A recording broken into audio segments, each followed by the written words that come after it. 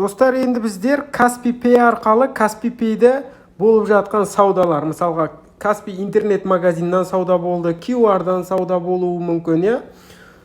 Соларды қалай отчетын шығарып аламыз? Принтерден, қағаздан, в общем, білуіміз керек қой. Бір аптада қанша сауда болды, 15 күнде қанша сауда болды, және бір айда қанша болды сауда. Соны білу үшін Kaspi Pay'ге кіреміз. Kaspi Pay'ге кірдік. Kaspi Pay'ге кірген уақытты біздер мына жерде Мой банк деген жерге өтеміз. Ең астында екінші тұрған иконка меню. Мой банкқа кірсек, шоттың үстінде бар басып жібереміз шотты.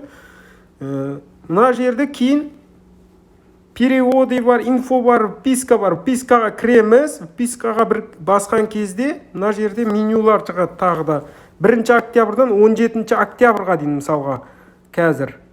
Бір айдыкін нетіп тұрды, 1 октябрьдан 17 октябрьға дейін деп тұрды. Үстіне бір бассақ, біздер бір аптаныкіні басып алуымызға болады, немесе бір күндікіні басып алуымызға болады.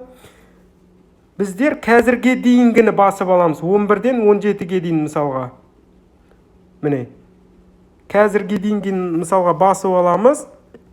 Қазірге дейін мысалға 2.488.365 теңге сауда болған мысалға 17 күннің ішінде. Сол Kaspi Pay арқалы айланған ақша бол. Kaspi Pay арқалы айланған ақша. Енді осының мына жерде поделить иконкасы бар. Біздер соны бассақ, қандай форматта шығарып аласың осы отчетты деп жатыр. PDF па, может Excel-да керек шығар, 1С-те керек шығар, сондай программа қолданып жатқан болсаңыз. Например, PDF-ті басып, бір лимитті бассаңыз мына жерде, міне отчеттар шықты уже мына жерде. Бәрі возврат етілген ақшалар бар. В общем, мына жерде 17 күндікіні толығымен шығарып береді. Осылай қағазға шығарып ала бересіздер. Поделить етіп басқа біреуге жібере аласыздар. Бухгалтеріңізге ме? Жалпы осылай оңай бұның жолы, достар. Міне, мына жерде толық мәліметтер бар операциялар туралы.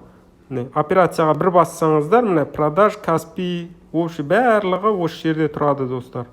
Ең маңыздысы бұл жерден біздерге қағаз ретінде шығарып алу, мынау осы қазіргі, мысалға 1 октябрьдан 17 октябрьға дейін. Немесе бір апталық таңдайсыз. Достар, түсінікті болды деген үміттемін.